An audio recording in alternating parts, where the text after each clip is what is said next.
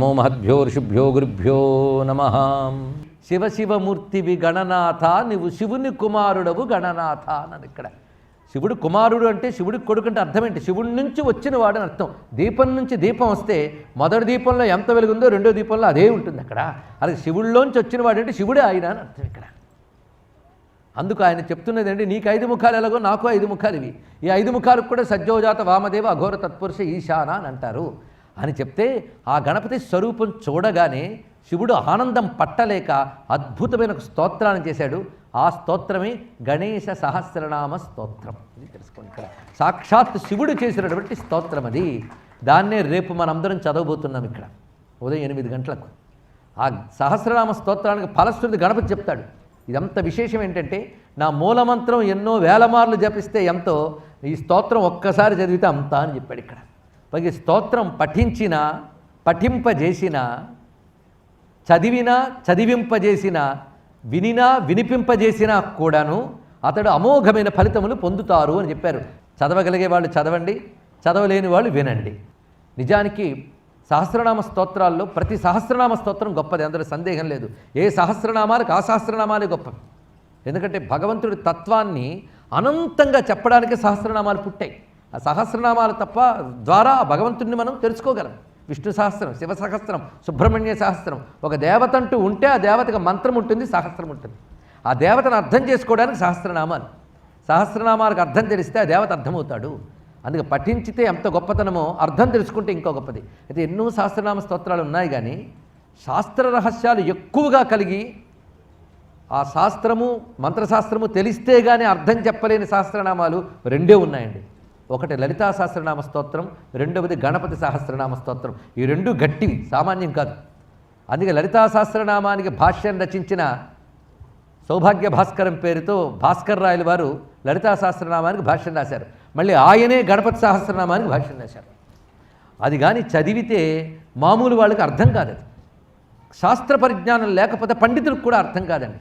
అంటే కేవలం భాషకి నిఘంటువులు తెలిసినటువంటి భాషావేత్తలు కూడా గణపతి సహస్రనామానికి అర్థం చెప్పలేరు. అందులో ఎన్నో శాస్త్ర శబ్దాలు ఉన్నాయి. షణ్ణవత్యధిక ప్రభువు అని ఒక నామం ఉంది. 96 కంటే ఎక్కువైన వాడు అని ఒక మాట. అంటే ముందు 96 అంటే ఏంటో తెలిస్తే 96 కంటే ఎక్కువైన వాడు అంటే ఏంటో తెలుస్తుంది. ఎంత అద్భుతమైనటువంటి విశేషాలు అందులో కనబడుతుంటాయి. అష్టాత్రింశత్ కళాతనుహు అని ఒక మాట ఉంటుంది. అంటే 38 కళలు కలిసిన శరీరము కలవాడు అన్నారు ఇక్కడ. 38 కళలు అంటే ఏంటో తెలియాలా? అందుకే శాస్త్రజ్ఞానం లేకపోతే నాకు అర్థం చెప్పలేరు. అది కానీ జాగ్రత్తగా చదివితే గణపతి ఏదో మొదట పూజించేసి తర్వాత పైదానికి వెళ్ళిపోవలసిన వాడు కాదు. గణపతి పరిపూర్ణమైన పరబ్రహ్మ అని ప్రతిపాదింపబడుతుంది, తెలుసుకోండి. అలాంటి సహస్రనామ స్తోత్రం చెప్పిన వాడెవడు? సాక్షాత్ శివుడు. అప్పుడు శివుడు తన సమస్య చెప్పుకున్నాడు అంతా చేసి. నా సహస్రనామ స్తోత్రం చేసేవిగా ఇంక నీకేం పర్వాలేదు వెళ్ళాడు. వెంటనే మళ్ళీ ఆయన ఉత్సాహంగా వెళ్ళి రథం ఎక్కాడు శివుడు. ఎక్కి ధనుస్సుకు బాణం పెట్టి ఎక్కు పెట్టబోతుంటే మళ్ళీ త్రిపురాసురులు వికటాట్టహాసం చేశారు. ఆ పట్టణాలు 3 అడ్డదిడ్డంగా ఎగుడు దిగుడుగా ఉన్నాయి. మళ్ళీ శివుడికి సమస్య కనబడింది. వీటిని స్ట్రైట్ లైన్లో పెట్టడం ఎలాగా, కొట్టడం ఎలాగా అంటే ఒక్కసారి గణపతి తన శరీరాన్ని పెంచేట ఆకాశంలోకి, అంతరిక్షంలో పెరిగి తన తొండాన్ని చాచి 3 పట్టణాలని పట్టి అలా నిలబెట్టేటండి ఒకే రేఖ మీద. ఇంకా అవి ఇటు అటు కదలనివ్వకుండా గట్టిగా ఒకే దగ్గర పెట్టాడు ఆయన. పెట్టిన వెంటనే దొరికింది అవకాశం అని చెప్పి పరమేశ్వరుడు బాణప్రయోగం చేశాడు. ఆ విష్ణు బాణం మహావేగంగా వెళ్ళి ఒకే సరళ రేఖ మీద ఉన్నటువంటి 3 పట్టణాలని ఒకేసారి దగ్ధం చేసి త్రిపురాసుర సంహారం చేసి ముల్లోకాలకి శాంతి కలిగించింది అన్నారు ఇక్కడ. ఇలాగా భండాసుర సంహార సమయంలో అమ్మవారికి సహకరించిన వాడు త్రిపురాసుర సంహార సమయంలో అయ్యవారికి కూడా సహకరించాడు గనక గణపతి సహకారం పార్వతీ పరమేశ్వరులకు కూడా కావలసి వచ్చింది. అందుకే ఆయన్ని పట్టుకుంటే వాళ్ళిద్దరూ దొరికిపోతారండి ఇక్కడ. అయితే ఆయన పట్టుకోవాలంటే ఏం చేయాలి? ఇది పెద్ద ప్రశ్న. మంత్రం చేయాలా, తంత్రం చేయాలా, ఎంతసేపు కూర్చోవాలంటే ఆ వద్దని నేను చెప్పను, కానీ అన్నిటికంటే భక్తి ప్రియుడు భగవంతుడు. ఇది బాగా తెలుసుకోవాలి. గణపతే కాదు, అమ్మవారే కాదు, విష్ణువే కాదు, ఎవరైనా భక్తి ప్రియులండి. ఎందుకంటే మంత్రము ఉపాసన చాలా అవసరమే, కానీ భక్తితో చేస్తే ముక్తి ఇప్పుడే వస్తుంది. అందుకే నన్ను పొందాలి అంటే మంత్రము, తంత్రము, కర్మ, యజ్ఞము, యాగము వీటి వేటికి దొరకను, నిష్కపటమైన భక్తి ఉంటే వాడికి దొరుకుతాను అని స్వామి చెప్పాడు. అలాంటి భక్తి కలిగి ఉంటే భగవంతుడిని ఎంత సులభంగా పొందవచ్చో చూడండి ఇక్కడ. అందుకే భగవంతుడు దొరకడం మహా కష్టం, భక్తి ఉంటే దొరకడం మహాసులభం. ఇది తెలుసుకోవాలి. కనుక భగవంతుడు భక్తుడికి సులభుడు, కానీ భక్తి అంత సులభం కాదు తెలుసుకోవాలి. భక్తి రావాలంటే అనేక జన్మల పుణ్య సంస్కారములు ఉంటేనే భక్తి కలుగుతుంది. భక్తి అంటే ముందు భగవంతుడిపై అపారమైన విశ్వాసం ఉండాలండి. కొంతమంది పరమ ఆడంబరంగా పూజలు పురస్కారాలు జపాలు తపాలు చేస్తారు, కానీ అది భగవంతుడిని శ్రద్ధ ఉండదు. గమనించండి, ఆ నమ్మకం ఉండదు. అపారమైన నమ్మకం ఉండాలి, సామాన్యం కాదు. అపారమైన నమ్మకంతో పాటు ఉండవలసింది అపారమైన ప్రేమ. ఇది గ్రహించవలసిన రెండవ అంశం. దీనివల్ల నేను తరిస్తాను, ఇది చాలా పరిపూర్ణము అనే భావంతో పట్టుకోవాలి భగవంతుడిని. అలాంటి అపారమైన నమ్మకంతో ప్రేమతో భగవంతుడిని ఆశ్రయిస్తే దాని పేరు భక్తి. అలాంటి భక్తి కలిగిన వాడు భగవద్ అనుగ్రహానికి పాత్రుడవుతాడు. అందుకే మహాత్ములు కూడా భగవంతుని అడిగేది ఏమిటి అంటే, నాకు భక్తిని ఇవ్వయ్యా అని అడుగుతారే తప్ప ఇంకేవి అడగరు. మీరు పరిశీలించండి. అలాంటి భక్తి కావాలి అంటే పూర్వజన్మల సుకృతం ఉండాలి, పుణ్యం ఉంటే కానీ భగవంతుని మీద ప్రేమ కలగదు. రెండవది గురువుల అనుగ్రహం ఉండాలి. ఈ రెండిటి వల్లే భక్తి అనేది బలపడుతుంది. కొందరు గురుభక్తి ఉండదు, భగవద్భక్తి ఉండదు, వాళ్ళు ఎక్కడ తరిస్తారండి? ఇది గమనించుకోవాల్సింది. గురుభక్తి అనేది కూడా చిన్న విషయం కాదండి. గురుభక్తి భగవద్భక్తి ఎంత తరింపజేస్తుందో గణేష పురాణం ఒక అద్భుతమైన కథ చెప్తోంది. ఇవన్నీ కూడా సాధకులకు పనికొచ్చే అంశములే ఇక్కడ మనం చెప్పుకుంటూ ఉన్నాం.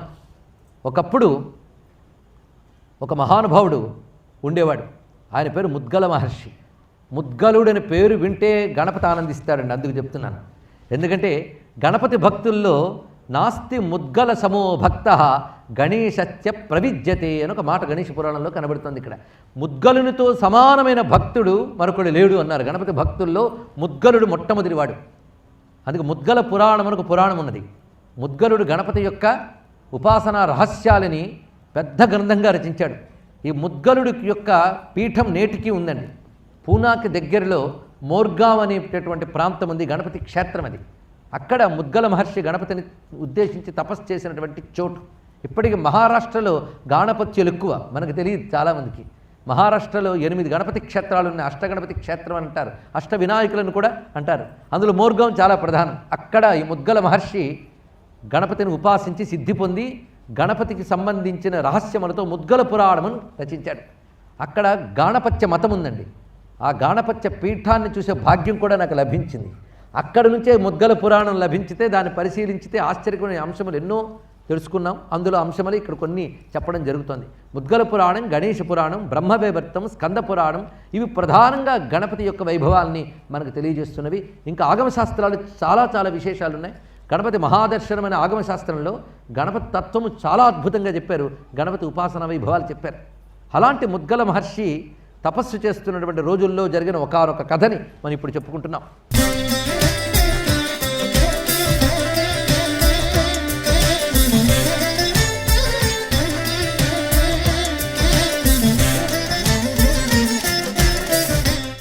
ఒక దొంగ ఉండేవాడు, బందిపోటు దొంగ. అడవుల్లో ఉంటూ దారి కాచి దోచుకు తినేవాడు. ఇప్పటికి ఎన్ని దొంగతనాలు చేశాడో, ఎన్ని హత్యలు చేశాడో, మొత్తానికి బాగా సంపాదించుకున్నాడు. సంపాదించిన దాంతో సుఖంగా బ్రతుకున్నాడు. అవినీతి సంపాదన బాగా సంపాదించాడు. అలాంటి వాడికి ఒకరోజు అడవిలో బయలుదేరితే ఆ రోజు ఏ బాటసార్లు దొరకలేదుట. పోనీ వేటాడుకు తిందామంటే జంతువు కూడా దొరకలేదుట. మొత్తానికి అడవిలో పడి తిరుగుతున్నాడు. ఆకలేస్తోంది, దాహం వేస్తోంది, వేటికి అవకాశం దొరకలేదు. అడవిలో దారి తప్పిపోయాడు. కొంత దూరం అలా వెళ్ళేటప్పటికల్లా ఒక అద్భుతమైనటువంటి ప్రవాహం కనబడింది అతనికి. ఆ ప్రవాహంలో ముందు స్నానం చేశాడు. అలసిపోయాను, ఒళ్ళంతా చెమట పట్టి ఉంది, ఉక్కపోస్తోంది, ముందు చల్లదనం కోసం స్నానం చేస్తాను. స్నానం చేసి దాహంతో ఉన్నాడు కనుక నీరు శుభ్రంగా తాగాడు మహానుభావుడు. అతనికి తెలియదు కానీ అది గణేష తీర్థం అండి. అక్కడికి సమీపంలో గణేష క్షేత్రం ఉంది. తెలియకుండానే అతను తీర్థ స్నానం చేశాడు. చూడండి, కొందరు తెలిసినా చేయరు, కొందరు తెలియకుండా చేస్తారంటే అదృష్టం ఉంటే ఇలాంటివి తెలియకుండా దొరుకుతాయి. అంత పాపాత్ముడికి కూడా గత జన్మల పుణ్యమేదో ఉంది, పండింది. అది గణేష తీర్థం. అందులో స్నానం చేసి అమ్మయ్య సేద తీరేని అనుకున్నాడు. అక్కడ ఒడ్డుకు చేరుకుని కొంత దూరం వెళ్ళేటప్పటికి స్నానమై నీరు తాగాక ఆకలి మొదలైంది. ఏదైనా దొరికితే బాగుండు అనుకున్నాడు. కనీసం డబ్బు దొరికిన కొంత తృప్తే. ఇలా వెళుతూ ఉంటే చెట్టు నీడన ఒక మహర్షి కనబడ్డాడు. ఒక రమ్యమైన ఘట్టం అండి. కథలు ఋషులు ఎందుకు చెప్తారంటే సాధకుడికి పనికొచ్చే అంశములు ఇక్కడ ఉంటాయి. ఎలా సాధన చేయాలో చూడండి ఇక్కడ. అది సాధన అంటే. అంతేగాని నా పురస్కరణలు అయిపోయండి, హోమాలు చేసేసాం, తర్పణలు అయిపోయాం, కానీ మంత్రం పండిపోయింది. అంతేగాని అమ్మవారు కనబడ్డారా? లేదు. బ్రతుకులు ఏవైనా కామక్రోధాలు తగ్గాయా? అవి అంతకంటే లేదు. మరేమిటి మంత్రసిద్ధి అనేది మనకు మనమా చెప్పుకునేది? ఇది తెలుసుకోండి ఇక్కడ ఈ కథ అందుకు తెలుసుకోవాల్సింది ప్రధానమైనది. మొత్తానికి ఆ మహర్షిని చూశాడు ఇతను. ఆ మహర్షి ధ్యాన సమాధిలో ఉన్నాడు. ఆ మహర్షి ఎవరో కాదు, ముద్గల మహర్షి అండి. ఇక్కడ ఆ చెట్టు నీడ కూర్చుని దివ్య సమాధిలో ఉన్నాడు ఆయన ముందుకు వెళ్ళాడు. వెంటనే ఆయన నానా దుర్భాషలతో పిలిచి కటువైన మాటలాడి, రే బాగా ఆకలేస్తుంది, ఏదో ఉంటే తెచ్చిపెట్టరా అన్నట్ట. ఆయన ధ్యాన సమాధిలో ఉన్నాడు. బయట ఏం జరుగుతుందో ఆయనకు తెలియదు. అంతర్ముఖుడై ధ్యాన సమాధిలో ఉన్నాడు. వెంటనే ఇలా చెప్తే లాభం లేదని గట్టిగా అరిచేట్టం, పలకలేదు. ఆఖరికి కాలితో తాకాడు పాపాత్ముడు. చేత్తో కుదిపాడు, ఆయన కదలలేదు. ఇంకా బాధ తట్టుకోలేక, ఆకలి బాధ తట్టుకోలేక తన ఒరలో ఉన్నటువంటి చురికను అంటే చిన్న కత్తిని తీసి చంపేస్తాను జాగ్రత్త అని చెయ్యెత్తేటండి. ఆశ్చర్యం, చెయ్యి స్తంభించిపోయింది. గొంతు పలకలేదు. మరి ఎత్తినవాడు ఎత్తినట్టు ఉన్నాడు. చూడండి ఇక్కడ అంటే మహాత్ములు వాళ్ళేమీ చెయ్యరండి. కానీ ఒక తపస్వి, ఒక సిద్ధపురుషుడిపై కీడు తలపెట్టిన వారికి కీడు కలుగుతుంది. ఇది తెలుసుకోవాలి ఇక్కడ. మొత్తానికి ఆ స్తంభించుకు అలా నిలబడ్డాడు. చాలాసేపు అలా నిలబడిపోయాడు. కొంతసేపటికి ఆయన ధ్యాన సమాధి నుంచి కళ్ళు తెరిచేటప్పటికల్లా ఎదురుగా ఆయన కనబడ్డాడు. వెంటనే అప్పటికే ఈయనేదో మహిమాన్వితుడు కాబట్టి నాకు ఈ పరిస్థితి ఏర్పడిందని తెలిసింది అతనికి. వెంటనే కళ్ళ నీళ్లు రావడం మొదలెట్టే, నోరు పెలకట్లేదు, పైగా చెయ్యి స్తంభించకపోయింది కనుక కళ్ళ నీరు పెట్టి ఏడుస్తూ ఉన్నాడు. అప్పుడు వెంటనే ఆయన చూసి ఏమిటి నా నిలబడ్డా ఉన్నట్టని. ఈయన మాట వినగానే అప్పుడు ఆయనకు మళ్ళీ చేతులు కదిలేయి, గొంతు పలికింది. వెంటనే భోరుమును ఏడ్చి కాళ్ల మీద పడ్డాడు. ఇది చూడండి ఇక్కడ ఇతల్లో ఎలాంటి పరివర్తన కలిగిందో చూడండి. ఇక్కడ భోరుమును ఏడ్చి కాళ్ల మీద పడి, ఏంటి కావాలయ్యా నీకు అంటే, ఇందాక ఇక్కడికి వచ్చేటప్పటికి నేను దొంగగా వచ్చాను, ఆకలేస్తోంది కనుక ఎలా నిన్ను హింసించిన ఆహారం తీసుకుందామని వచ్చాను. ఇప్పుడు నాకు ఆహారము, ధనము వేటి మీద కోరిక లేదయ్యా. ఇప్పుడు నేను చాలా పశ్చాత్తాపపడుతున్నాను. ఎంతకాలం పాపపు సొమ్ముతో శరీరాన్ని పోషించుకున్నాను, పాపపు కూడు తిన్నాను, పాపంతో బతికేశాను. ఇప్పుడు ఆ పాపములన్నీ పోయే మార్గం చెప్పవలసిందిగా మిమ్మల్ని కోరుకుంటున్నాను అని అడిగాడు. ఒక్కసారి ఆలోచించండి ఇక్కడ అడుగుతున్న ప్రశ్న. ఒక్కసారి ఆయన కళ్ళతో చూసి మాట్లాడగానే ఇతడు బుద్ధిలో ఎలాంటి మార్పు వచ్చిందో చూడండి. ఇక్కడ ముందు నేను బాగుపడాలి, నా పాపం పోవాలి అనుకున్నాడా, వాడికి బాగుపడే యోగం మొదలైందని అర్థం చేసుకోండి. ఇక్కడ కొంతమందికి ఎంత చెప్పినా పుట్టదు ఈ బుద్ధి, అంటే వాడు బాగుపడే యోగం లేదు. హఠాత్తుగా ఈయనలో ఎలాంటి పరివర్తన ఎందుకు కలిగిందో ఆలోచించండి. ఇక్కడ చెప్పగలరా? అంత పాపాత్ముడికి కూడా రియలైజేషన్, నేను ఇన్ని పాపములు చేసేనే, పాపపు కూడు తిన్నానే, ఎలాగాని పరివర్తన ఎలా కలిగింది ఆలోచించండి. చెప్పగలరా? సాధారణ లోకంలో చూస్తుంటే అవినీతి పరులు ఎందరో ఉంటూ ఉంటారు. వాళ్ళకి ధర్మాలు తెలియవా, రామాయణాలు తెలియదా, పురాణాలు తెలియదు, అన్నీ తెలుసు, అయినా అవినీతే చేస్తుంటారు. వాళ్ళకి ఆఖరికి పోవడానికి దగ్గరలో ఉన్నప్పుడు కూడా అవినీతి వదలరు. అంతేకాదు అవినీతి పరులైన వాళ్ళ పూర్వీకులు పోవడం చూసి కూడా వీళ్ళు అవినీతి వదలరు. లోకంలో చూస్తూనే ఉన్నాం. ఎందుకయ్యా అంటే వాళ్ళ అంత పాప సంస్కారములు గూడు కట్టుకున్నాయి కనుక వాడికి అయ్యో నేను పాపాత్ముడిని, బాగుపడాలి అని పశ్చాత్తాపం కూడా కలగలేదు. పశ్చాత్తాపం కలగాలన్నా పవిత్రత ఉండాలి, తెలుసుకోవాలి.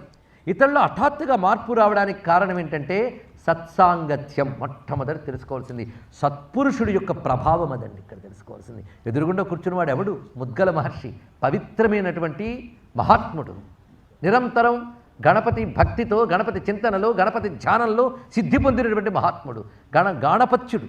అలాంటి ఒక సిద్ధపురుషుడు, అంతకంటే సత్పురుషుడు దొరుకుతాడండి. అందుకే సత్పురుషుడితో క్షణం మాట్లాడిన, సత్పురుషుడి యొక్క అతడి శరీరం నుంచి ప్రసరించే శక్తి తరంగాల్లో క్షణం సేపు నిలబడ్డ మన పాప సంస్కారాలు దహనమవుతాయి, తెలుసుకోండి ఇక్కడ.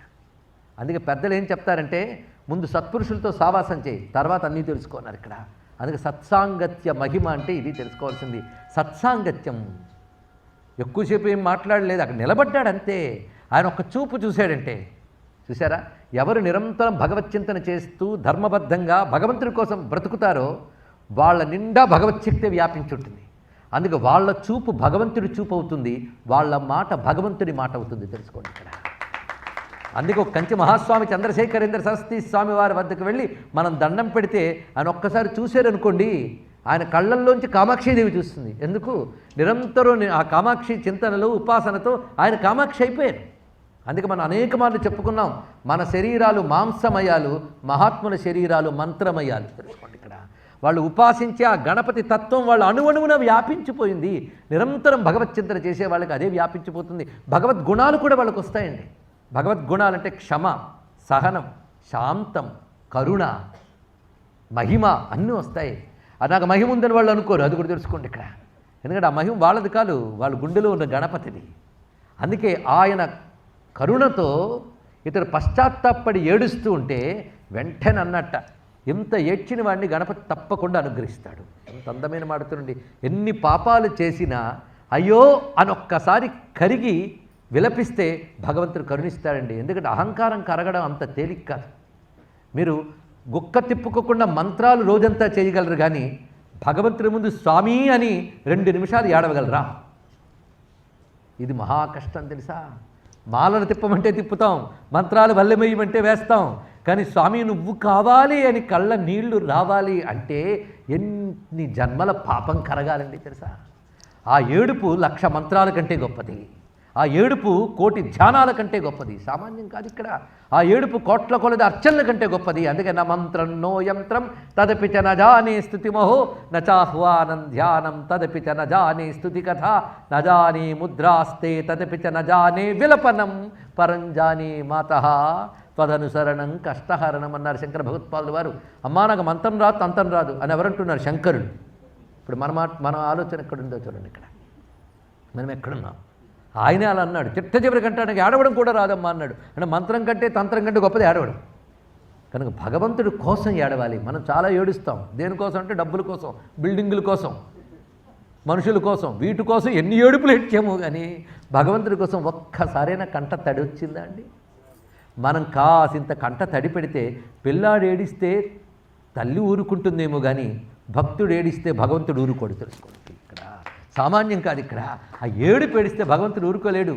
భగవంతుడికి భక్తుడికి తేడా ఉంటుందా?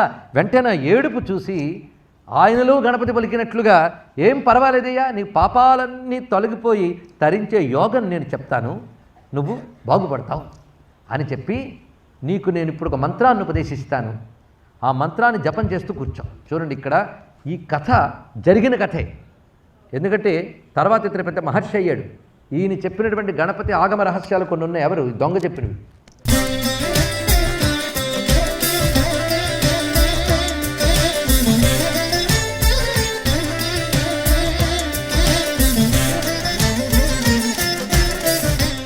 అతడు పెద్ద ఋషి అయిపోయాడు. ఇది జరిగిన కథ, చరిత్ర, అది మర్చిపోవద్దు. ఈ జరిగిన కథను మనం చెప్పుకున్నది ఏంటంటే మనం జరుపుకోవలసిన కథ. ఇది సాధకుడికి ఉండవలసిన మనస్థితి చెప్తున్నారు. చూడండి, ఇక్కడ పశ్చాత్తాపంతో నేను తరించాలనే తీవ్రమైన వేదనతో ఇంకో కోరిక లేకుండా ఆశ్రయించాడు మహానుభావుడు. ఎవడి? దొంగ. దీని పురాణంలో ఈయనకి కైవర్తకుడు అని పేరు పెట్టారు. ఒక బందిపోటు దొక్కి ఇంత సంస్కృతమైన పేరు ఏమి ఉండదనండి. వీడి అర్థం ఏంటంటే దుర్మార్గ ప్రవర్తన కలవాడు అని ఈ పదానికి అర్థం అంతే. అటువంటి వాడు గురుకృపకు నోచుకున్నాడు. ఇంకేం కావాలి? గురువు దయ చూపించాడు. ఎందుకయ్యా అంటే నిష్కపటమైన ఏడుపు. గురువులు కానీ భగవంతుడు కానీ కరిగిపోయేది నిష్కపటత్వానికి. తెలుసుకోండి, కపటానికి దొరకడు. నిష్కపటమైనటువంటి దుఃఖానికి కరిగిపోయి నీకు మంత్రాన్ని చెప్తాను, ఆ మంత్రం నువ్వు జపం చేస్తూ ఉండు, నీకు తప్పకుండా అనుగ్రహం లభిస్తుంది అని చెప్పి మంత్రాన్ని ఉపదేశిస్తున్నాడు. ఈ మంత్రం ప్రతివారు ఉపదేశంగా తీసుకుని జపం చేసుకోవచ్చు. ఇది నేను ఉపదేశిస్తున్నాను అనుకోవద్దు. ఇది సంప్రదాయం చెప్తోంది కనుక ఇదంతా గణపతి మనకు ఉపదేశిస్తున్నాడు అనుకుందాం. చూడ్డానికి వినడానికి చిన్న మంత్రమే, కానీ దీనికి శక్తి చాలా ఎక్కువ. కొంతమంది ఉపదేశాలు అనగానే హంపట్టు ఉంపట్టనంత ఉంటాయి అనుకుంటారు, కానీ చిన్న చిన్న నామాలకు కూడా గొప్ప శక్తి ఉంటుంది. గురువు ఉపదేశిస్తే ఒక్క అక్షరం కూడా మహామంత్రం అవుతుంది. అంతేగాని గురువు చిన్న నామం చెప్పేసి వెళ్ళిపోయాడు అనుకోండి, ఆయన ఏదో చిన్న మంత్రం ఇచ్చారండి ఫలిస్తుందా లేదా అంటే వాడు హంపట్లు ఇచ్చినా ఫలించదు. తెలుసుకోండి, ఇక్కడ గురువుపై శ్రద్ధ కలిగి గురువు చెప్పిన ఒక్క మాటని మనం పట్టుకున్నా తరించిపోతాం. మీకు కబీర్ దాస్ తెలుసు కదా, చాలా గొప్ప మహాభక్తుడు ఆయన. ఆయనకి రాముడు అంటే చాలా ఇష్టం. రామనామం చేసుకుంటున్నాడు, కానీ ఆ నామమే గురువు ద్వారా పొందితే మంత్రం అయిపోతుంది. ఎలాగైనా ఈ మంత్రం ఉపదేశం పొందాలనుకున్నాడు. ఎవరిని వెళ్ళి అడుగుతాడు? ఆయనకి ఎవరు మంత్రోపదేశం చేయట్లేదు. ఆయన ఒక ప్లాన్ వేసేట. ఆయన కాశీక్షేత్రంలో ఉండేవారండి కబీర్ దాస్. ఒక మహాత్ముడు గంగలో స్నానం చేసి వస్తున్నట్ట. ఈయన హఠాత్తుగా వెళ్ళి ఆయన పాదాల మీద పడ్డాడు. వెంటనే మహాత్ముడు రామరామ అన్నట్ట. ఉపదేశం అయిపోయింది, చాలండి అని వెళ్ళిపెట్టాడు. ఒక్క రామరామ పట్టుకుని ఆయన నోట నాకు ఉపదేశం అయిందని చెప్పి జపం చేసుకుని తరించిపోయి రాముడు సాక్షాత్కారం పొంది ముక్తి పొందిపోయాడు. చూశారు ఇక్కడ. అందుకే కొంతమంది ఈ మంత్రం అయిపోయిందండి తర్వాత ఏదో చెప్పండి అంటే వాడికి అసలు గురుభక్తి లేదు, దైవభక్తి లేదు నిదర్శనం. తెలుసుకోండి ఇక్కడ ఒక చిన్న మాట గురువు చెప్పినా పట్టు ఎలా ఉండాలో చూడండి ఇక్కడ. అందుకే యస్య దేవే పరాభక్తి యథా దేవే తథా గురవు అని కఠోపనిషత్తు చెప్తోంది చూడండి ఇక్కడ. నువ్వు ఏ దేవత అనుగ్రహం పొందాలని మంత్రజపం చేస్తున్నావో ఆ దేవతపై అఖండమైన భక్తి ఉండాలి, అంతే భక్తి గురువు మీద ఉండాలి. అప్పుడే నీకు మంత్రం కానీ జ్ఞానం కానీ లభిస్తుందని చెప్పారు. గురుభక్తి చాలా ప్రధానం ఇక్కడ. ఈ కథంతా సాధనా మార్గం చూపిస్తున్నాడు ఇక్కడ. అందుకు గురువుని ఆశ్రయించాడు. గురువు మంత్రమిమ్మని కూడా అడగలేదు, నా బతుకు తరించే మార్గం చెప్పు అన్నాడు. ఇది అడగాలండి, అంతేగాని నువ్వు నాకు మంత్రం ఇవ్వు, ఏమిస్తే బాగుపడతావు మనం చెప్పాలి ఆయనకి తెలుసు. డాక్టర్ గారి దగ్గరికి వెళ్ళి నేను మందు చెప్తాను రాయండి అని మనం ఆయన రాస్తాడు. మనం వెళ్ళి జబ్బు చెప్పాలి, మందు ఆయన చెప్తాడు. అలాగే మనం వెళ్ళి గురువుగారికి ఈ మంత్రం ఇవ్వండి ఆ మంత్రం ఇవ్వండి అడగకూడదని. మన బతుకేం కావాలో ఆయనకు తెలుసు అని నమ్మకం నీకు ఉండాలి. లేనప్పుడు ఎవరి దగ్గరికి వెళ్ళకు, అది కూర్చో, నిన్ను మించిన వాళ్ళు లేడని అహంకారం నీకు ఎలాగూ. ఇది తెలుసుకోవాల్సిన ప్రధానమైన ఉద్దేశం. కానీ మొత్తానికి తరించాలనే తపనతో అయ్యో పాపం చేసేనే, నా బ్రతుకంతా పాపంతో గడిచిపోయింది, పాపపు సొమ్ము తప్ప నేను ఒక్క పూట కూడా ధర్మబద్ధమైన పుణ్యపు సొమ్ము తినలేదే. పుణ్యపు సొమ్ము తినకపోతే పుణ్య సంస్కారాలు ఎక్కడొస్తాయి, పుణ్యగతులు ఎక్కడొస్తాయి, పాపపు సొమ్ము తిన్న నాకు సద్గతులు ఎలా కలుగుతాయి అని బాధపడ్డాడు. మీరు నన్ను అనుగ్రహిస్తే ఈ పాప పనులని మానేస్తానన్నాడు. అది కావాలండి ఇక్కడ. ముందు పాపం చేసేననే బాధ కలగాలి, ఇకపై చెయ్యననే సంకల్పం కలగాలి. గుర్తుపెట్టుకోండి ఇక్కడ. మనకి శివపురాణంలో మాట చెప్పారు, చేసిన పాపం పోవాలంటే ఏం చెయ్యాలో పద్ధతి చెప్పాడండి. ముందు అయ్యో పాపం చేసేనే బాధపడితే పావు భాగం పోతుందిట. ఇకపై చెయ్యను అనుకుంటే మరొక పావు భాగం పోతుందిట. అంటే ఇప్పటికి ఎంత పోయింది? ఇకపై పవిత్రంగా జీవిస్తాను, మంచి పనులు చేస్తాను అంటే మరొక పావు భాగం పోతుందిట. ఆ మంచి పనులు చేయడం ప్రారంభిస్తే 4వ భాగం కూడా పోతుందండి. ఇంకేంటి ఉన్నది ఇక్కడ? కానీ పాపం పోవడానికి పద్ధతులు ఇప్పుడు తెలిసిపోయాయి కదా. ఇది గ్రహించవలసిన పద్ధతి ఇక్కడ. మొత్తానికి మహానుభావుడు ఇప్పుడు 4 భాగాలు అయిపోయి ఇంకేం కావాలి ఇక్కడ? ఇంక గురు కటాక్షం వచ్చి మంత్రం చెప్తున్నాను విను, ఇక్కడ కూర్చో. ఈ చెప్పిన మంత్రం జపం చేస్తున్నప్పుడు ఈ మంత్రం ద్వారా చెప్పబడి దేవుడు ఎవడో కూడా చెప్తాను నేను. దీనికి ధ్యాన శ్లోకం అంటారండి. కొందరు ఊరికనే ధ్యాన శ్లోకం చదువుతారు, కానీ ఆ మంత్రానికి ఆ శ్లోకం చదివేటప్పుడు ఆ మూర్తిని మనస్సులో ధ్యానిస్తూ జపం చేయాలి. నిలవకపోయినా కొంతసేపైనా కనీసం ధ్యాన శ్లోకం చదువుతుసేపైనా నిలవాలి కనీసం ఇక్కడ. అంటే ఆ మంత్రానికి ఆ దేవత అని ఆ స్వామి ఎలా ఉంటాడంటే ఎర్రగా ఉంటాడు, 4 చేతులతో ఉంటాడు. రక్తమాల్యాంబదరద రక్తగంధానులిప్తాంగ రక్తపుష్పై సుపూజిత భక్తానుకంపినం దేవం జగత్కారణముచ్యుతం ఏకదంతం చతుర్హస్తం పాశంకుశధారిణం రథంచ వరదం హస్తైర్బిభ్రాణం మూషికధ్వజం. 4 చేతులతో ఉన్నటువంటి వాడు, పాశము అంకుశము, అదేవిధంగా దంతము అభయహస్తము పట్టుకున్నటువంటి ఎర్రని వాడు. అలాంటి మూర్తి ఆయన పేరేమిటి? గణపతి. అవేం తెలియదండి వాడికి ఇప్పటివరకు. ఈయన చెప్పాడు. చెప్పి ఈయనకు మంత్రం చెప్తున్నాను విను. శ్రీ గణేశాయ నమః. ముందు శ్రీ గణేశాయ నమః ఈ మంత్రం జపం చేయని చెప్పాడండి ఇక్కడ. ఇదే మనకు కానీ గురువుగారి మంత్రం ఇచ్చానుకోండి, మనం ఏం చేస్తాం? ఎందుకంటే మనం సగం తెలివైన వాళ్ళు, అది కూడా వచ్చింది బాగా. కానీ పూర్తి తెలివైన వాళ్ళు అనుకుంటూ ఉంటాం, అది కూడా వచ్చింది. దానితో ఓ సింతేనా అంటాడా లేదా అండి? కానీ వీడేమీ అనలేదు. మహామంత్రం దొరికిందని ఆనందం. లేకపోతే నాలాంటి పాపాత్ముడికి గురువు కటాక్షించి మంత్రం ఇవ్వడం ఏంటి? శ్రీ అసలు గణేశ అని 3 అక్షరాలకున్న శక్తి ఎంత విశేషం అంటే సామాన్యం కాదు. గణేశ గణేశ గణేశ గణేశ గణేశ గణేశ అనుకుంటే చాలయ్యా వాడికి నా అనుగ్రహం ఉంటుంది. ఎందుకంటే అందులో ఒక్కొక్క అక్షరం సామాన్యం కాదండి. ఊరికిన 3 అక్షరాలు కాదు, ముందు పెట్టే గకారం, తర్వాత నకారం, నాకార యంత్ర ఘటితం.